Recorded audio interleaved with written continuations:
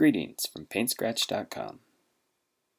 Right now we are going to show you how to touch up a small scratch on your vehicle using our PaintScratch.com paint pen.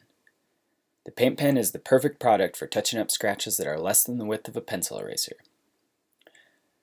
We're going to fix up this little ding, and by the end of the process it will look like this. Now, before we get started, we recommend that you wear a dual-cartridge respirator and protective gloves and clothing. Also, be sure to work in a ventilated workspace. Okay, let's get started with the step-by-step process. Practice. This is the single most important step. Use a practice surface such as a metal can or a glossy sheet of paper, and be sure to practice with each of the paint pens. Shake the pen up, depress the tip until paint comes out, then apply the paint.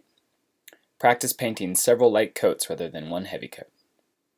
Use the practice to gauge how fast the paint dries and take note of that time. Lastly, practicing will allow you to confirm the color match of our paint to your vehicle. When applying paint to your vehicle, have a plastic lid handy. Apply some paint to it from the paint pen and then dab from that paint. This trick helps you control how much paint is on the nib before you apply it to your vehicle. If you don't use this trick, you may end up with too much paint on your vehicle. If this does occur, use our Automotive lacquer thinner to wipe away the paint and start over. When you're ready to apply the paint pen to your car, follow these steps. First, clean the area. Apply a small amount of wax and grease remover to a clean rag. Thoroughly wipe the scratch and surrounding area. If you do not clean the area, the touch-up paint won't adhere properly. Second, apply primer.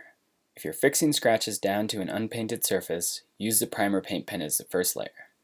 Apply the primer the same way you apply the base coat, which we will show you now. The base coat is the touch-up paint color that matches your vehicle. Apply the paint as evenly as possible. Use light layers to evenly coat the scratch. Allow the surface to dry before adding another layer of paint. Use a blow dryer to help with the drying process. Now, you want to add enough base coat so that it is above the level of the original paint. Let it dry, then use the rubbing compound to level the fresh paint back to even with the original paint. To do this, add a small amount of rubbing compound to a clean, dry cotton cloth and rub it in circular motions. Repeat these steps until you are satisfied with the look of your repair. Then, let the base coat dry completely. Apply the clear coat. The clear coat is the top layer that protects your base coat from damage. The key to successfully applying the clear coat is to float it over the base coat. This means you will use very little pressure. If you use too much pressure, the clear coat will act as a solvent and remove the base coat.